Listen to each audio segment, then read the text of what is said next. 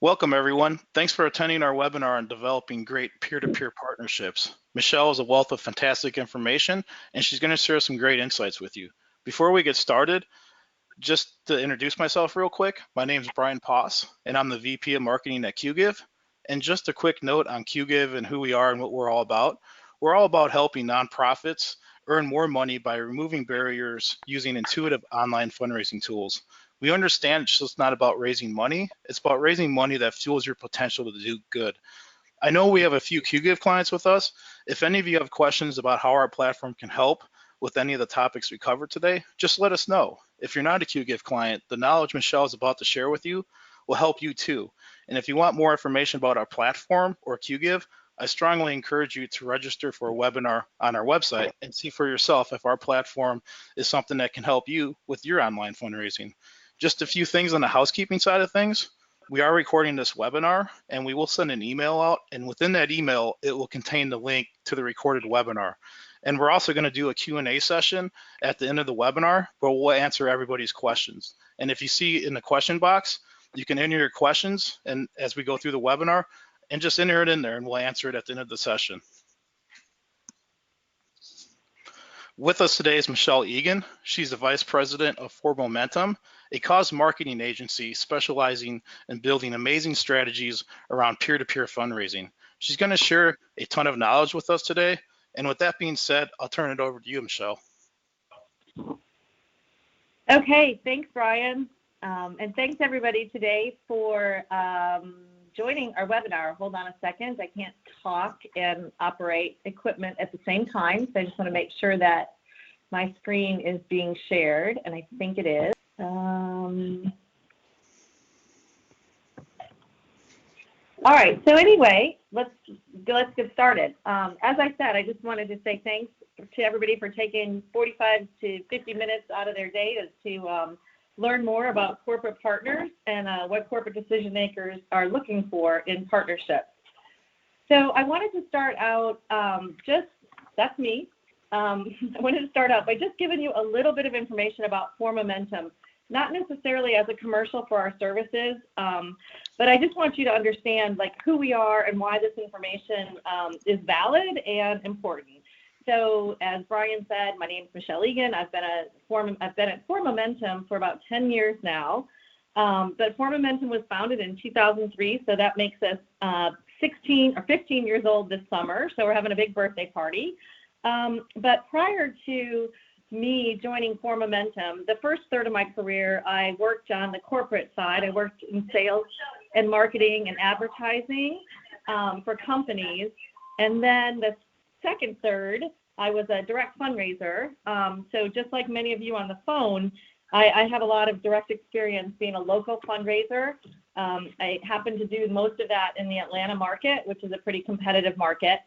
But some of my background, I've worked in a lot of cultural institutions. So I worked for the zoo for 5 years in membership and marketing. And then I went over to the Georgia Aquarium, which is the world's largest aquarium. And then I also worked for the Woodruff Art Center. So pretty well-rounded, but I just say that to you to understand that I've sat where you sit, and it's not an easy task, which you guys do every day in, day out, so thank you for that. And then back to what I've done with For Momentum. So For Momentum, you're going to see in a second, but I've served on many clients, both from the corporate side. So one of my most favorite, fondest corporate clients is Josh Cellars, which is a lovely wine, and then American Cancer Society and the Habitat for Humanity International. So just again, 2 more seconds about what we do. So we serve the space, kind of like all of the ecosystem and all of the surrounding connective tissue around partnerships. So whether that's working on the nonprofit side and helping create strategies that are, effective in raising funds or engaging employees, or if we're working on the corporate side, we're teaching them how to better leverage their relationships with nonprofits. So right here on the slide that you see is a laundry list of our services, but the main thing is that everything that we do is customized and specific to the unique situation for our clients. So, but that ranges from, measurement to training to asset mapping and valuation and so on and so forth. And then just the final thing I'll say about For Momentum is I'll just put up a logo soup slide. This is just a sampling of our clients. As you can imagine, over 15 years, with 15 years, we've got more clients than fit on one slide. But you'll see some familiar names and maybe some not so familiar names. And oftentimes we're working with the national office of a domestic organization or the domestic headquarters of a global organization. Okay, so that's enough about For Momentum. So what we're going to talk about today is on the slide now. This is the agenda. So I'm going to go over the survey overview, just to spend a couple minutes telling you about why we did it. Then I want to talk about, who are the survey respondents, some of the demographics around the corporate partners that responded. And then I want to talk to you about the peer-to-peer and general partnership results. But we're going to leave lots and lots of time for questions. So as I go through, please be sure to add some questions in the questions box. Okay, so in a nutshell, what we're going to talk about and the theme of what you're going to hear today and what our research supports is that corporate philanthropy and the entire marketplace is rapidly evolving. And there's so many factors that we could talk about that influence this, but we're not going to talk about that today because we're going to talk about the research. But the point is we're living in fast times. We're living in fast times that are getting faster, and the marketplace is constantly evolving. So and companies today have to take a stand. So one of the best ways that companies can take a stand and get involved in social issues is by partnering with nonprofit organizations. So as companies, they're becoming more savvy about being a force for good, they are also asking more from their nonprofits in these relationships. So they're becoming more selective, and that means we all have to just do a better job. And so that's the whole point of why we did this research, is to provide practitioners with, like you and I, with some really basic, statistically significant information that you can use, you can share with your colleagues, you can share with your board, you can share with your partners, share with your headquarters, but regardless, we just want you to use this as a planning tool, okay? All right, so we're going to talk a little bit about, I'm going to talk a little bit about why we did the study. As I said earlier, we wanted to provide a practical planning tool. But our objectives were threefold. One is we wanted to talk to the corporate partnership decision makers and really learn from their point of view three things. What are they looking for? What do they need nonprofits, organizations, and causes to do to be effective? And what do they need the nonprofit partner to do? What do they need to measure? What are they looking for from an ROI perspective? And so this tool that we're going to share with you today, I'm going to talk about this in the context of how you as nonprofit practitioners can use this, but there's also insights in here for corporate partners. And so another thing that we did with the research this year is we shared it broadly, or we're starting to share it broadly with the corporate audience as well. Okay, so as I mentioned, we've been in this business a long time, and we know much of this information. We felt like we knew much of this information from our direct experience and anecdotally from talking with our friends and family and colleagues over the years, but we also wanted to validate some of our assumptions with this research.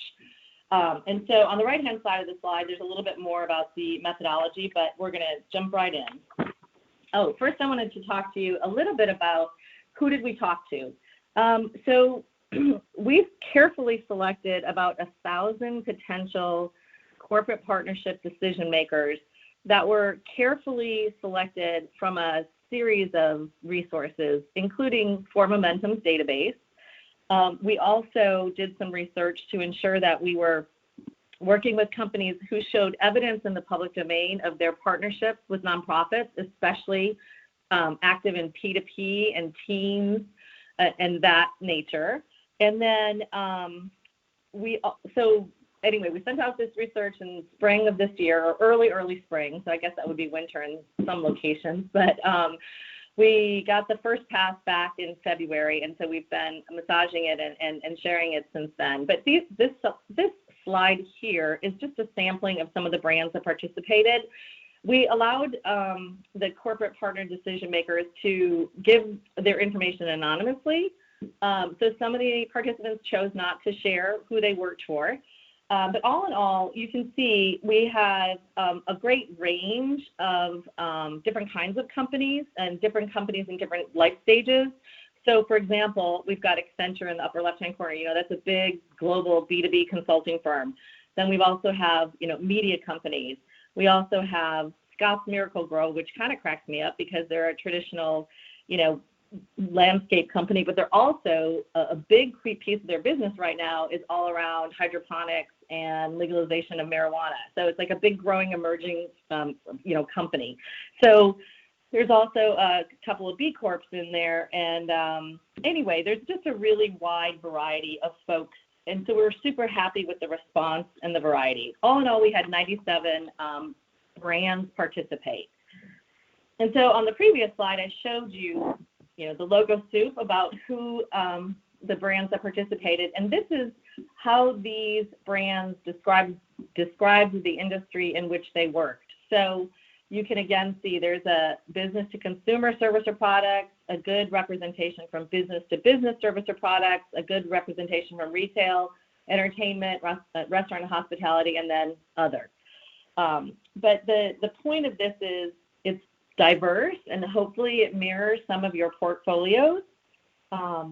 And then I just wanted to say one other note real quick about logistics on what I'm going to talk about in the next 20 minutes or so, because it's research, and I know that research can be not the most exciting topic, but it also is just super important that we present it to you in a way that we're not coloring any of the research statistics that we're sharing with you. So on each one of the slides that you'll see coming up, usually in the lower left-hand corner or the right-hand corner, you'll see the survey question is exactly as we sent it to the respondents.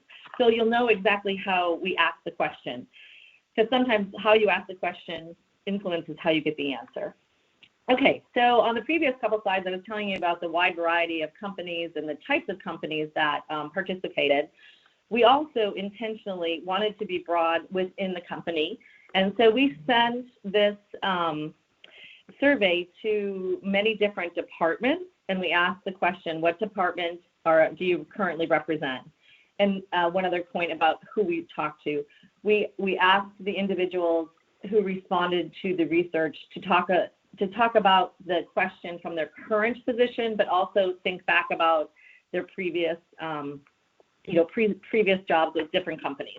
So anyway, you'll see majority of the folks were in marketing and corporate social responsibility. Interestingly, C-suite, some of the foundation, HR and PR. And I think the point here is for you all to take away is there is more than one door, and there are multiple departments who have the ability to make the decision.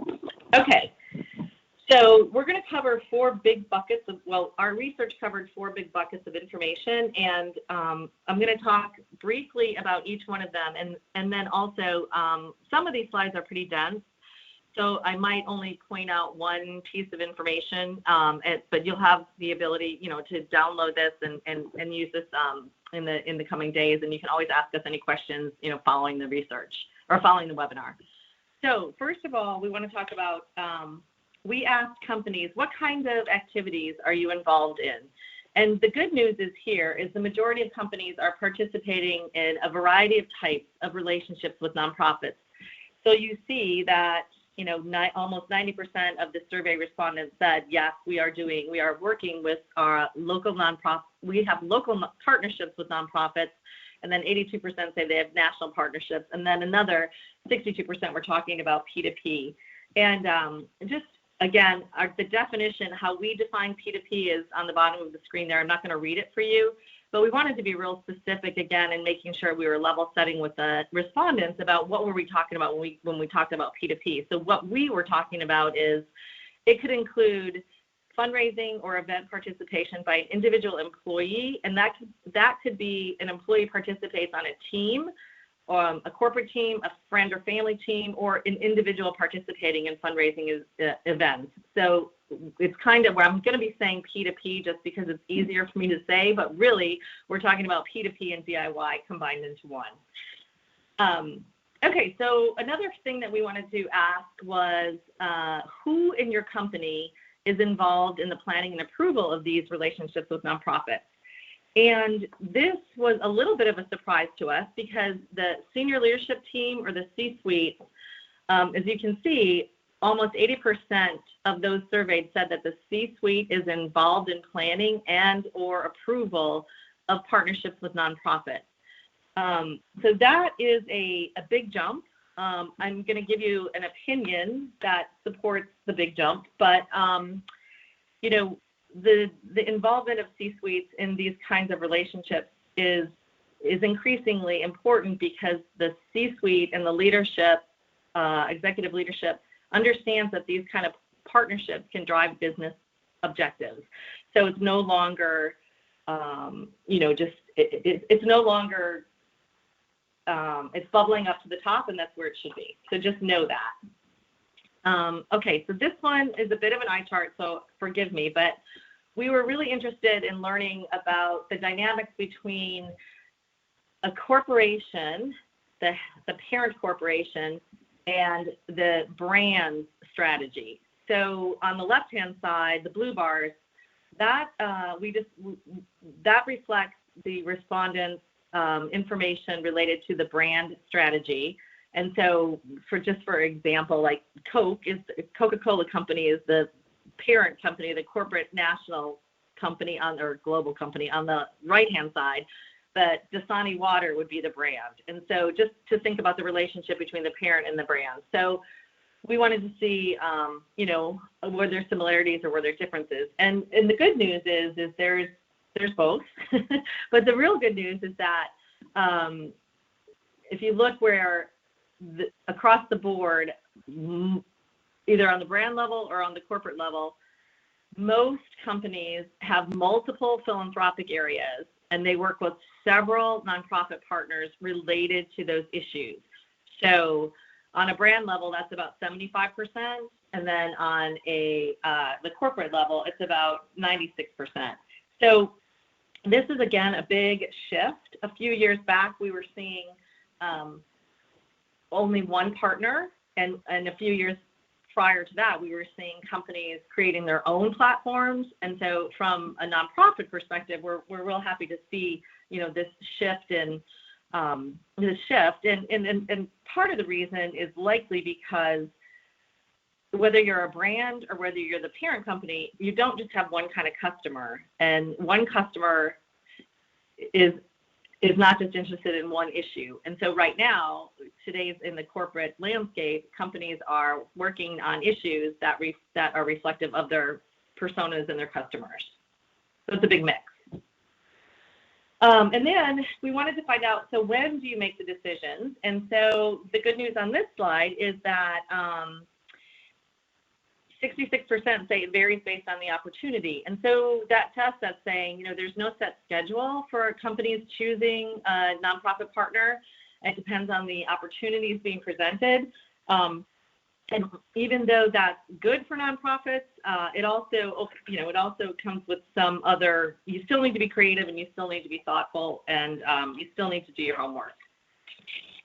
All right, so now we're going to move into the second bucket of information around how do you select partners and a little bit about activation. So we wanted to know who is the audience when you're considering selecting a nonprofit partner.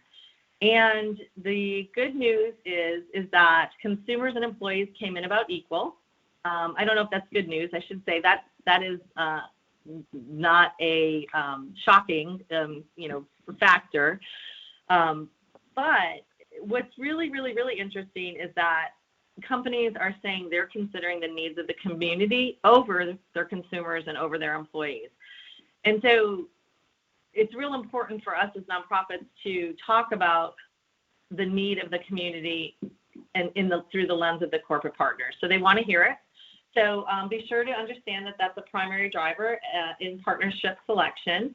And the other headline on this slide is that employees are now equal to consumers in terms of audiences that companies consider when they're selecting nonprofits.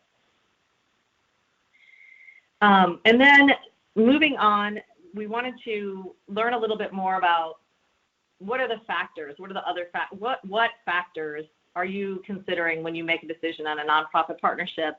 And there's about a dozen factors listed on this slide, and most of them are important. You'll see the top, they're all resonating pretty high as somewhat or very important. But the top three, so 9 out of 10, are all around creating awareness and visibility, talking about brand and mission alignment, and then the ability to showcase community support. So there's a ton of really good information on this slide, and we want you to, as again I said, we want to use it as a planning tool. But if you take nothing else away from all this information today, just please be sure you are talking to your company or your potential partners about those top three things. They're resonating quite high, and you should be doing it. Okay, so that previous slide was about a dozen factors, and we asked our corporate partner decision makers to rank them, and you saw the ranking.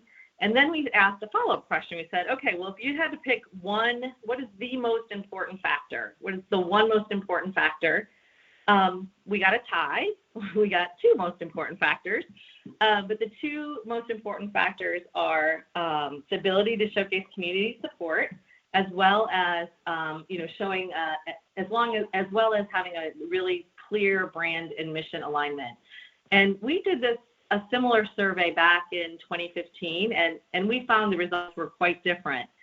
Back in 2015, 92% of brands said, or 92% of corporate decision makers said brand and mission alignment was extremely important, and only 8% were talking about the community. And so that's a pretty big shift. And you're going to see that as a reoccurring theme throughout throughout some of this research. Another factor that we wanted to dig a little deeper on was how long does it take you to activate a partnership? And again, I'm showing you this data in a comparative set from our 2015 data, just because it's a pretty big jump. So in 2015, only 58% of our respondents said they could activate a partnership within 6 months. And now that's shifted to 75%. Can activate pretty quickly, 6 months or less. So again, that shows that the activation windows are getting shorter. And again, just a note about this is post-negotiation. So this is when you've already you've come to your agreement, you have your agreement in writing, you know what you're going to do. How long does it take for the company to actually activate? So 6 months. Okay, so now I'm going to move on to spend the next couple minutes about measurement and success. And then I'm going to move into P2P results, and then we're going to take questions. So I hope you guys are thinking about questions. And I know I'm talking kind of fast, but there's a lot to cover. Okay, so again, this was a multiple answer question. We wanted to learn from the surveys about what are the most important measurements of partnership success. And this one is, again, there's a dozen, different factors that could be important.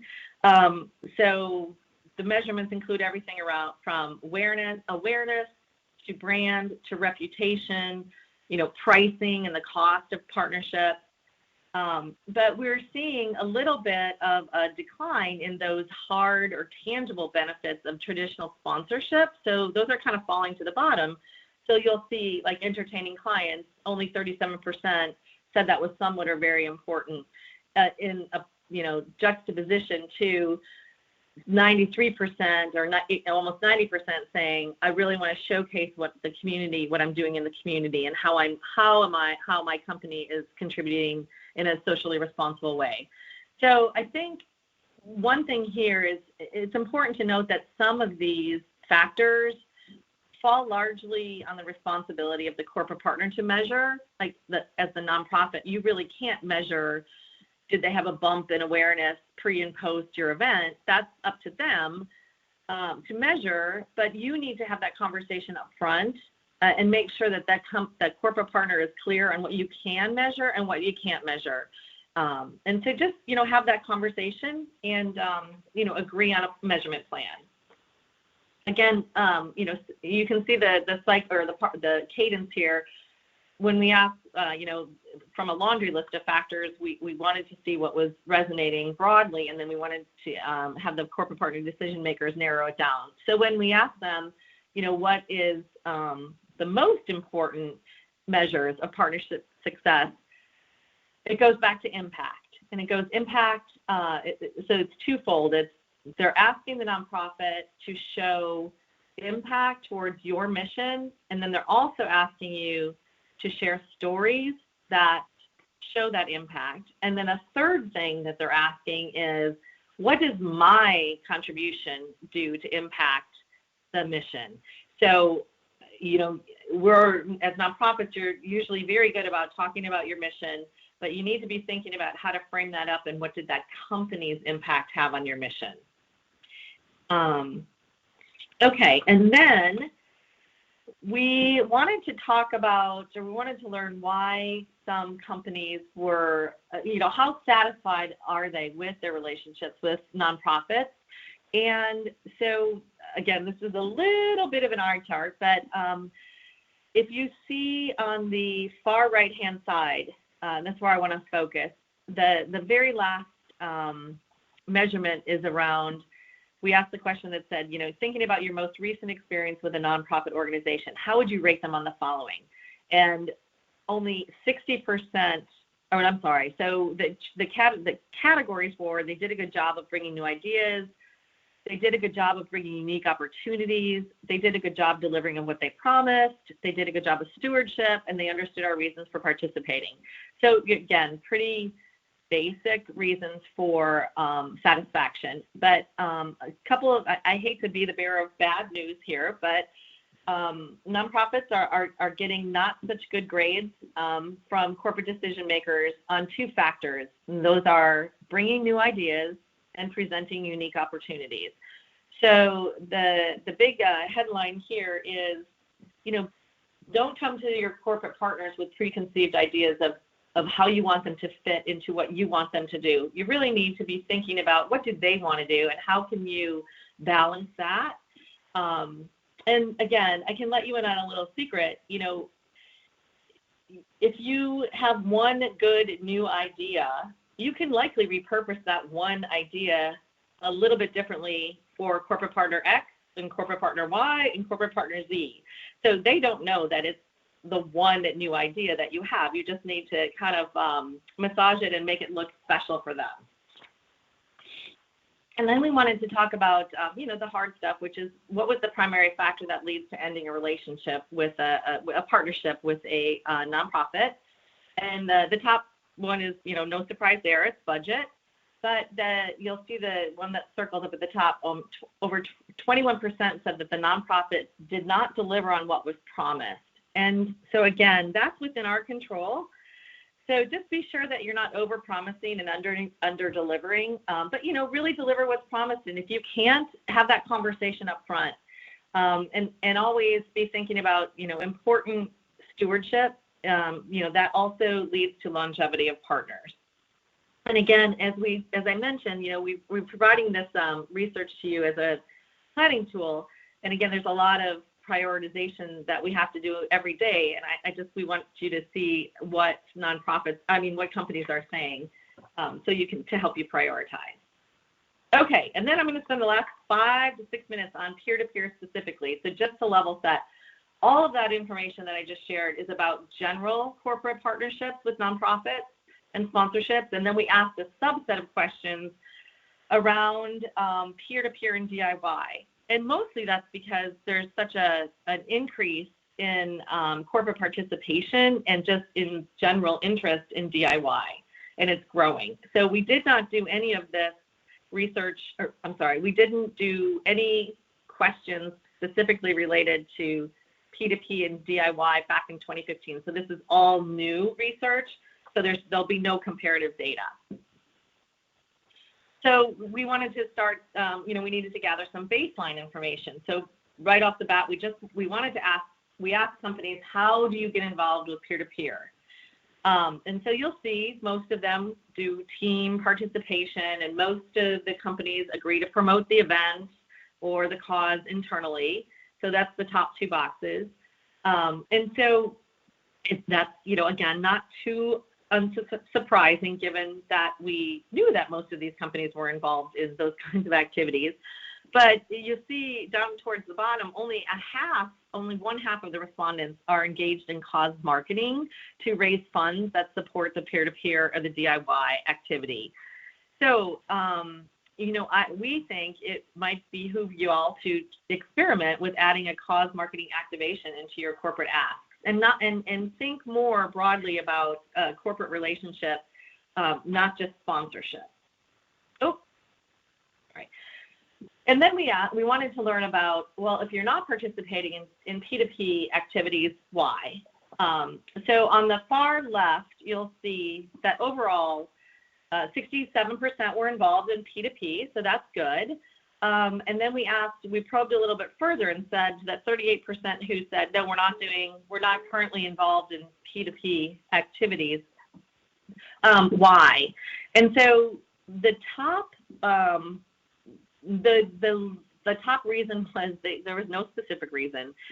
So to us, that means, you need to ask. And just clearly companies cannot say yes if you don't, or they can't say yes if they're not asked. And so, there's just a few other really good nuggets in here. I remember, as I mentioned, I've been in this business quite a number of years. And I remember getting that objection from companies a long time ago that they had a policy against employee fundraising. And so that's super small now, it's just like 8%. Okay, and then we wanted to learn a little bit about, the majority of folks are participating in P2P. How do you make decisions about the P2P and the events and the DIY activities that you take part in? And it looks like, again, there's no set schedule. It's about 50-50, but there's no set schedule as the opportunity arises. And so, keep in mind that the time of year when you're pitching is less important than it has been previously, but you still need to create a sense of urgency about your particular event or your activity. And so just, there's never a bad time. And then we asked again, we wanted to see if there was any difference between those corporate decision makers who were making decisions around cause and general partnerships, cause alliances, and those who are making decisions around P2P. And so you'll see, I don't know if you'll remember from earlier, but the big difference here is that there's a lot less involvement in the senior leadership team and the C-suite, and most of these decisions are still coming from the community relations area, and then also they're coming from just general employees. And so many companies have different ways where and any employee can bubble up a P2P or a DIY opportunity that's important to them. So the big headline is, a variety of departments are engaged in making the decisions, and consider multiple points of entry when you are calling on companies to participate with your nonprofit. And then we wanted to talk about tools. So we wanted to ask them, there's a series again, you can provide a bunch of different recruitment tools. And what is the most important? What are the most important factors? What is a company looking for you to provide in the form of a recruitment tool? So again, there's about a dozen selections there. But the top one is, again, easy to digest information about the donation and the impact on mission. So this is kind of consistent with our other findings, but impact is still the most important factor related to recruitment. So, we want you to consider if your recruitment strategy is solely focused on, big, broad mission statements, that's great. You're talking about mission, but if you can spend some time and create messages that are really, really easy to digest, we call that the social math. $5 does this or $1 does that. If you can include those in your recruitment tools, I think you're going to make a lot of companies really happy. So that slide was about employee focused tools, and this slide is about consumer fundraising tools. But to tell you the truth, there's not much difference. The single most important factor is, consistent with other findings. It's talk about impact and talk about it in ways that make sense to a consumer, and they're really easy to understand.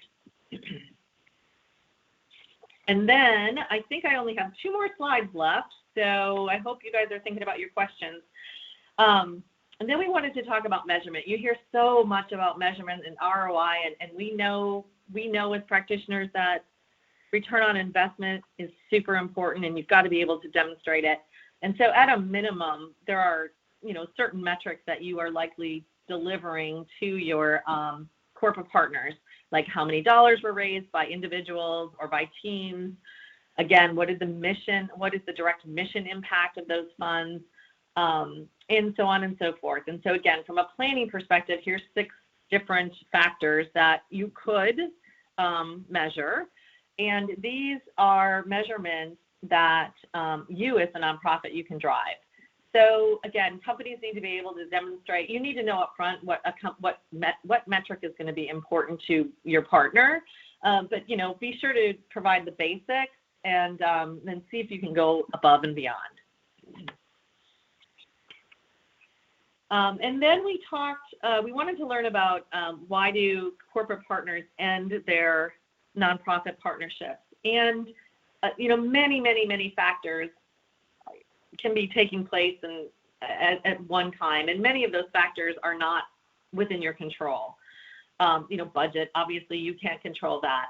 Companies changing their objectives or changing the focus on a particular issue, or another issue just becoming more important over the previous issue. Like those things you can't control, but there are a few things that the corporate partner decision makers responded that you can control, and the top one is deliver on what you promise. And so, we opened today by talking about the landscape and the marketplace is evolving. And as it evolves, competition's just going to be, tougher. And so competition increases, be sure that you deliver what you promise and make sure you can stand behind that commitment to deliver what you promise. And then a few of the other factors there, it's kind of shocking, but that's like almost 25% of our respondents said that the nonprofit didn't deliver. So just be very, very, very conscious of that. Okay, so Q&A time. Oops. Brian, do we have any questions? We have no questions as of now. Oh no. We'll give it a few minutes.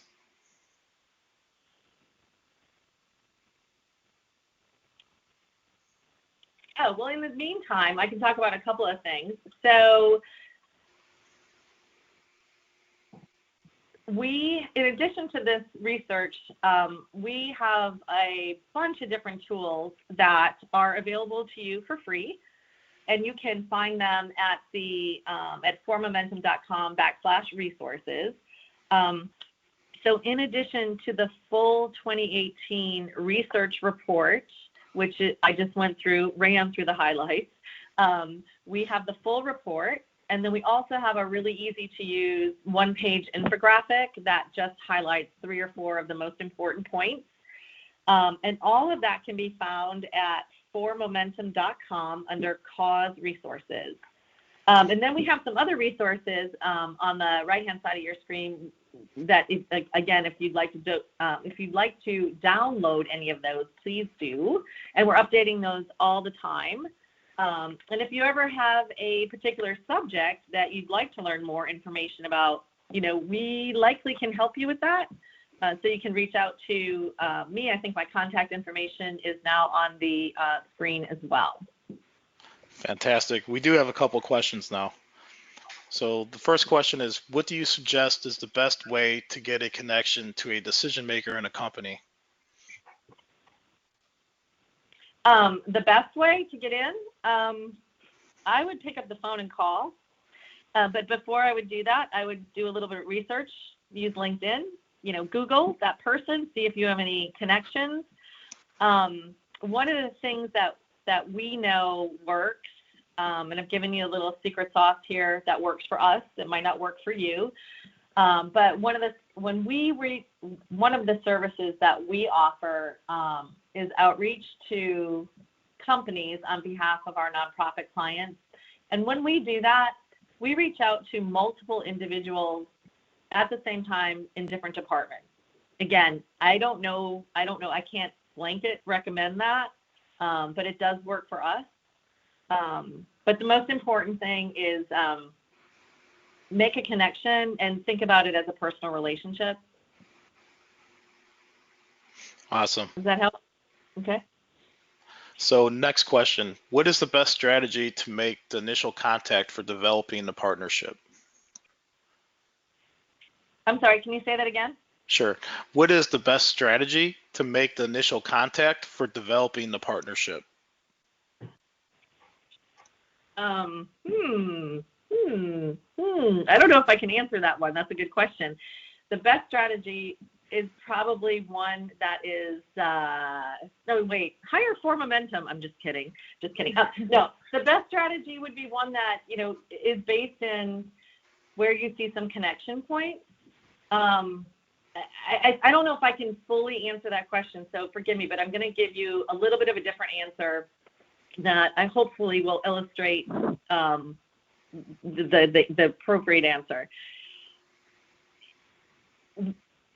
It's Great. really, really, really important to not spend a whole lot of time creating custom, content and one idea, like you don't have to come with the fully baked idea to a prospective partner. It's really important to show that you understand their business model, you understand their culture, you understand a little bit about their objectives. And this is one way we could bring our partnership to life. This is just one way.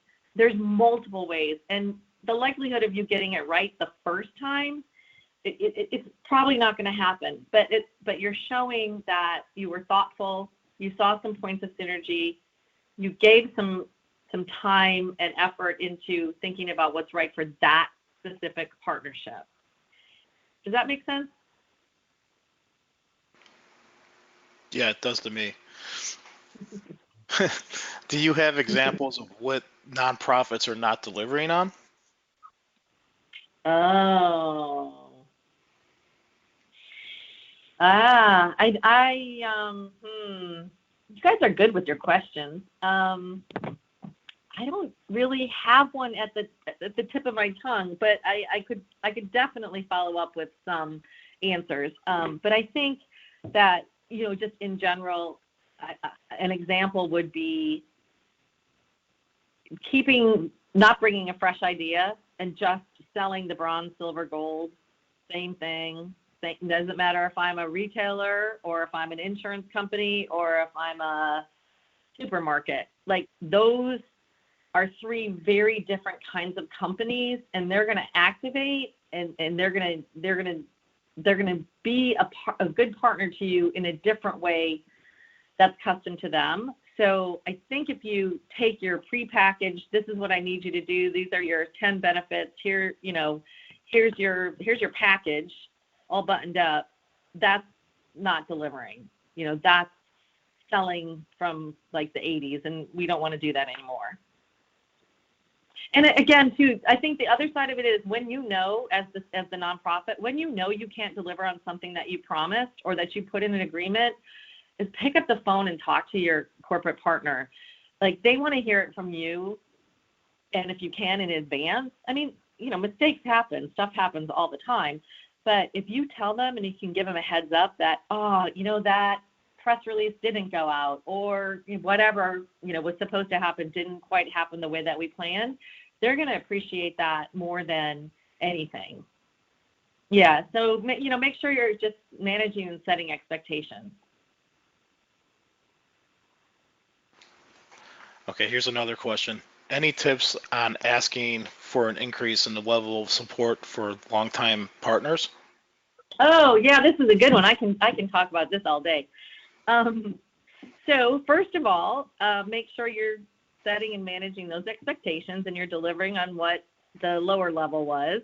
And there's a couple of different tactics. One is, hopefully you all are doing like a recap report, and it can be as simple as a 1 to 2 pager with some highlights of how you did deliver on the partnership.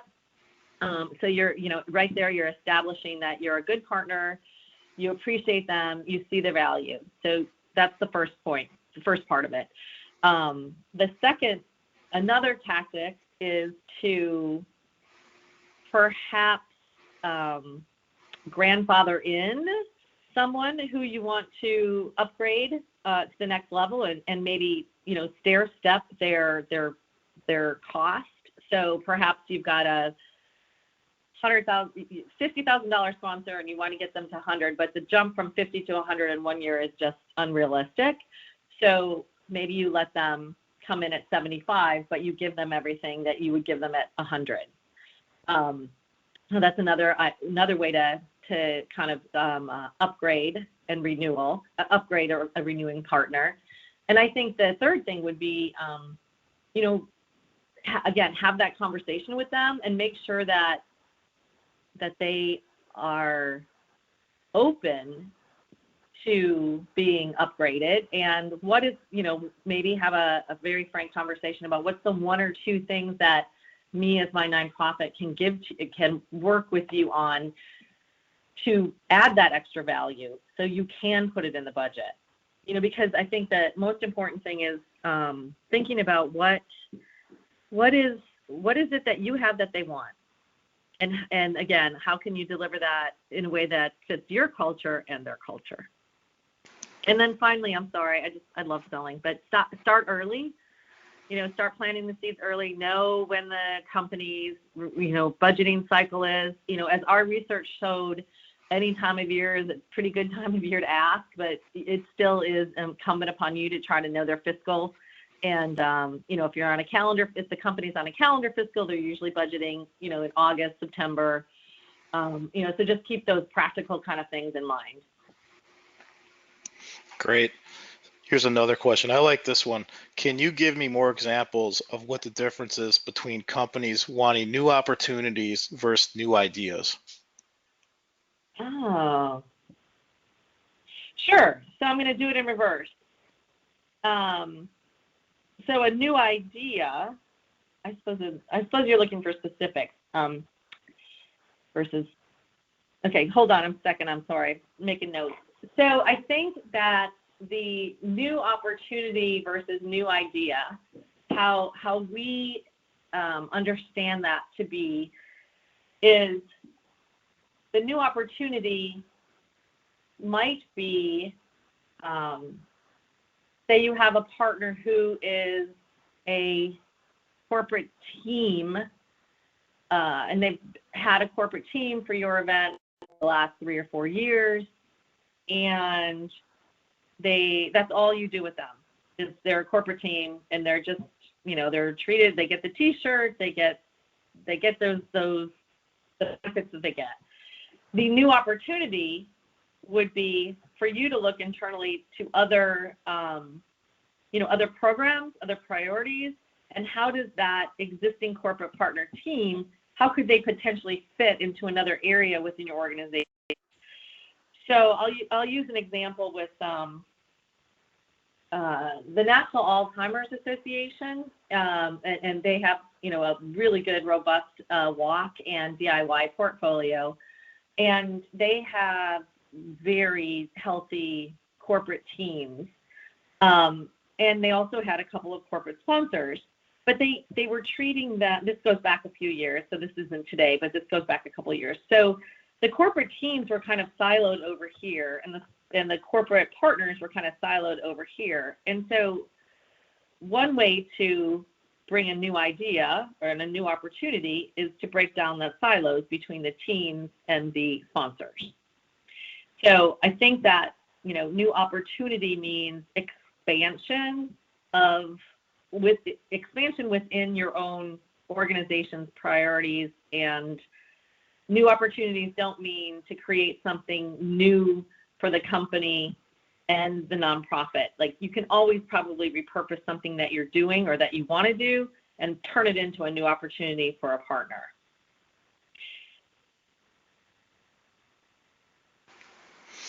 Great. So this looks like this is going to be the last question. And this question is, entrepreneurship is the biggest trend in American business. Mm-hmm. What advice do you have for building partnerships with small startups? Oh, that's a great question, because one of the things we always talk to our clients about is emerging trends. Like a huge trend that is about to pop or is popping, but is like the whole blockchain and Bitcoin, and Goldman Sachs is getting involved in Bitcoin. Like, it's crazy. So keep an eye on emerging trends. So that would be one piece of advice. But I think that the entrepreneurship, that's another really good. It's another really good category of companies. If you think back to the beginning where I was showing you the slide that had the kinds of companies that participated in our research, I mean, there's small brands in there like Ivory Ella, which is an online clothing retailer for teens and tweens, and they basically got their start. They're a very small company still to this day, but they're also very philanthropic. So I would not overlook entrepreneurs and small to medium-sized enterprises. Actually, I would probably start there because, like whomever asked the question, it is growing, and it's growing in multiple markets. It's growing in the Atlanta market, but it's also growing in smaller markets. And I think you just have to be thoughtful and right-size the opportunity for them. They can't come in probably at what you're thinking is your top level. And also, since an entrepreneur is entrepreneurial, that's hard to say. I mean, give them the opportunity to tell you how they can help you be a good partner to them, right? They're going to want to give you some advice. Yeah, that's really good advice. So that looked like that was our last question. So we'll wrap things up. Michele, this was fantastic. Thank you for co-presenting with us. And like I said before, we will be sending out an email tomorrow, and it will have the link to the recording to the webinar. So keep an eye on for that. And once again, we thank everyone for joining. Michele, thank you as well. Have a great day, everyone. Thank you so much. Bye now. Yep, take care.